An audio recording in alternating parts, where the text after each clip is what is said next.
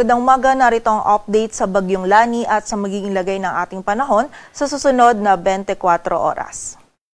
Kaninang alas 2 ng umaga, yung low pressure area na minomonitor natin sa kanluran ng Northern Luzon ay isa ng ganap na bagyo na may local name na Lani. Huli itong namataan sa layong 315 kilometers kanluran ng Sinait, Ilocos Sur at taglay nito ay lakas ng hangin na 45 kilometers per hour malapit sa sentro at bugso ng hangin na umaabot sa 55 kilometers per hour. Ito ay kumikilos pakanluran sa bilis na 15 kilometers per hour at palayo nga po yung pagkilos nito sa anumang bahagi ng ating kalupaan. Ngunit ngayong araw ay magdadala pa rin po ito ng mga pag-ulan sa malaking bahagi ng Northern Luzon. Samantala, ang southwest monsoon o habagat naman ay patuloy pa rin umiiral dito sa Central at Southern Luzon and magdadala pa rin ito ng maulap na halangitan at mga pag-ulan dito sa buong bahagi ng Central Luzon, maging sa area din ng Calabarzon at dito sa bahagi ng Metro Manila. And yung mga pag-ulan po na dala ni Bagyong Lani at also ng habagat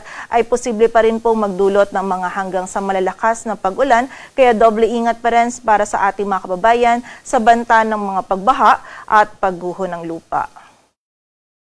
At ayon nga dito sa ating latest forecast track analysis ni Bagyong Lani, generally ito ay kikilos pahilagang kanluran at magiging mabilis po yung paglagi nito dito sa loob ng ating area of responsibility. By this morning or afternoon ay lalabas na din po ito ng PAR, and paglabas po nito ng PAR, posible ito mag-intensify pa into a tropical storm habang binabaybay pa rin yung karagatan patungo dito sa area ng Southern China. And mapapansin din po natin na hindi hagip ng mga pinakamalalakas na hangin na taglay nito yung anumang bahagi ng ating bansa. Ngunit ngayong araw nga po, magdudulot pa rin ito ng mga pag-ulan. But dahil nga palayo yung pagkilos nito ni Bagyong Lani sa anumang bahagi ng ating kalupaan, expect din po natin na within the day, posible po yan by this afternoon or evening onwards ay pawala na rin po yung mga pag-ulan na dala nito dito sa malaking bahagi ng Northern Luzon.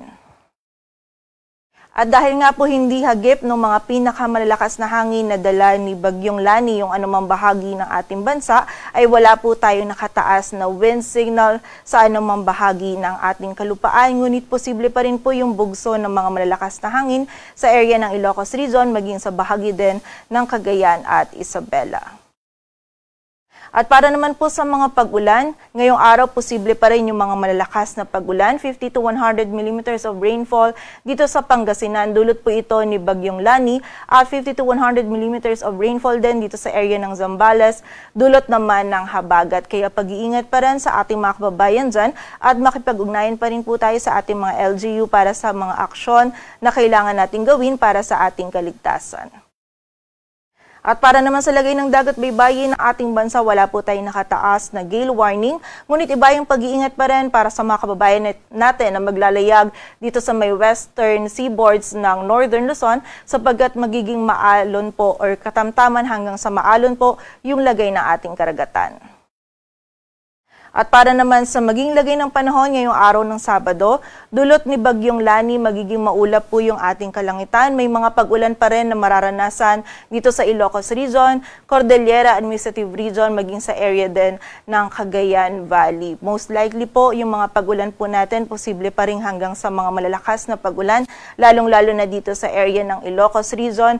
Kaya pag-iingat pa rin sa mga kababayan natin. And ine-expect nga po natin dahil palayo si Bagyong Lani dito sa anumang bahagi ng ating kalupaan, most likely po simula mamayang hapon or gabi ay pawala na rin po yung mga pag-ulan na dala nito ni Bagyong Lani dito sa malaking area ng Northern Luzon. Samantala, ang habagat naman po patuloy ding magdudulot ng makulimlim na panahon at meron ding mga pag-ulan na mararanasan dito sa Central Luzon, maging sa Calabarzon at dito din po sa Metro Manila. Most likely po katamtaman at kung minsan ay mga malalakas na pag-ulan pa rin yung posible nating maranasan, lalong-lalo na dito sa area ng Zambales at Bataan, kaya patuloy pa rin pag-iingat sa ating mga kababayan and also yung mga regional offices natin ay nagpapalabas pa rin ng mga thunderstorm advisory or mga babala ukol sa mga pag-ulan na ito. Samantala, dito naman sa bahagi ng Mimaropa at Bicol Region, meron lamang po tayong mga isolated na mga pag-ulan na mararanasan dulot ng habagat at ng mga localized thunderstorms. Agwat ang temperatura dito sa Metro Manila ay mula 25 to 30 degrees Celsius.